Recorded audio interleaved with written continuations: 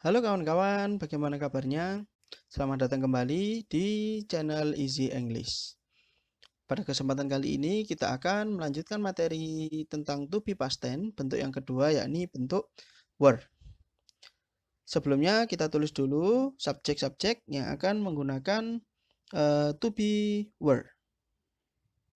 Ini adalah subjeknya. Kemudian di sini nanti untuk to be yang kita gunakan. Subjek berikut ini adalah pertama you. Nah, you artinya adalah kamu. Kemudian subjek lain menggunakan were. Ada we artinya kami atau kita. Selanjutnya ada they artinya adalah mereka. Kemudian subjek yang terdiri dari nama-nama atau names ya, nama lebih dari satu, maka menggunakan to be were. Dan terakhir adalah subjek yang berbentuk jamak atau plural. Nah, untuk subjek-subjek berikut ini yakni you, we, they, kemudian subjek names atau nama-nama, dan plural subjek yang berbentuk jamak, mereka semuanya menggunakan to be were. Oke, begini. Kemudian selanjutnya, karena membicarakan tentang past tense, maka untuk membedakan apakah to be-nya itu menggunakan are atau were, ya tentu saja berdasarkan pada waktu, keterangan waktu yang diberikan. Maka kita tulis dulu di sini time signal ya, atau waktu yang digunakan. Time signal, keterangan waktunya. Di sini bisa kita tulis tadi malam, last night, atau juga bisa pakai kemarin, yesterday, atau misalkan kemarin sore, yesterday afternoon. Bisa pakai waktu lain, misalkan pekan kemarin, last week, atau bisa pakai 2 pekan yang lalu, 2 week, jangan lupa tambahkan s, 2 weeks ago, dan lain sebagainya. Ya, seperti ini ya. Selanjutnya setelah membicarakan tentang time signal, kita masuk ke bagian rumus. Ini adalah rumus yang digunakan untuk membentuk to be past tense were. Kita tulis terlebih dahulu rumus yang akan dipergunakan. Pertama dalam bentuk positif, diawali dulu dengan subjek.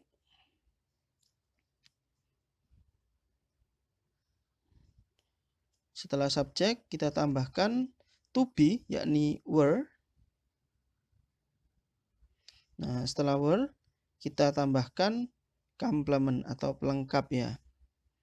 Untuk keterangan complement seperti apa, kawan-kawan semuanya bisa buka pada video saya sebelumnya, ada keterangan tentang apa yang dimaksud dengan complement, kemudian contoh-contohnya dan juga penggunaannya seperti apa. Bisa buka pada video saya yang sebelumnya. Kemudian setelah bentuk rumus positif, kita masuk ke rumus pembentukan dalam kalimat negatif. Diawali dulu tetap dengan subjek.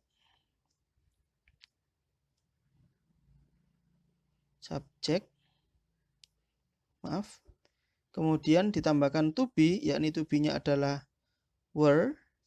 Nah, karena ini menunjukkan negatif, jangan lupa untuk ditambahkan not. Nah, setelah not kita masukkan complement atau pelengkap. Ya, seperti ini. Dan yang terakhir adalah dalam bentuk interrogatif atau pertanyaan. Nah, untuk pertanyaan di sini langsung kita tulis to be-nya dulu di depan, jadi tinggal balik aja ya. Were taruh sini. Nah, were. Setelah itu ditambahkan subjek. Oke. Setelah subjek, langsung kita masukkan yang terakhir adalah complement. Dan untuk complement ini jangan lupa ditambahkan tanda tanya. Kemudian karena ini yes no questions, maka membutuhkan jawaban. Jawabannya kalau tidak yes, ya nanti berarti di sini adalah no. Maaf. Jadi nanti di sini jawabannya adalah kalau tidak positif berarti negatif atau yes atau no. Ini yes. Kemudian subjeknya dimasukkan. Setelah itu ditambahkan were. Titik. Kalau dalam kolom negatif maka menjadi no. Subjek. Setelah subjek kita masukkan were. Titik. Seperti ini ya. Setelah rumus, kemudian kita masuk dalam contoh soal. Contoh soal yang pertama. Nah, Rogers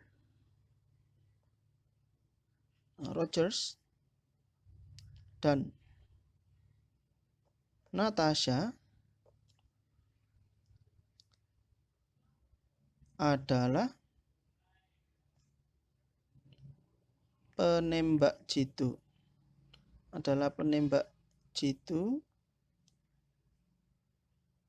Nah, Natasha di Perang Dunia II. Oke, seperti ini ya. Rogers dan Natasha adalah penembak jitu di Perang Dunia II. Kemudian contoh yang kedua.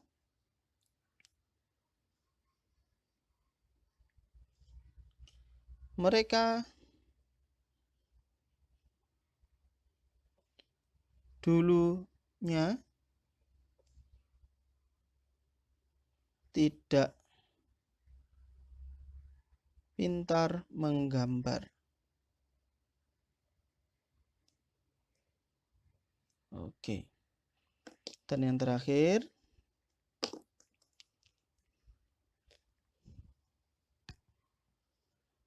dalam bentuk interrogatif, apakah kalian di sini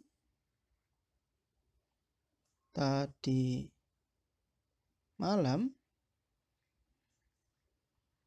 Tanda tanya. Selanjutnya kita jawab dulu. Di sini Rogers dan Natasha. Rogers dan Natasha, gini aja ya, adalah were penembak jitu, snipers di Perang Dunia II in World War II. Seperti ini ya. Rogers dan Natasha were snipers.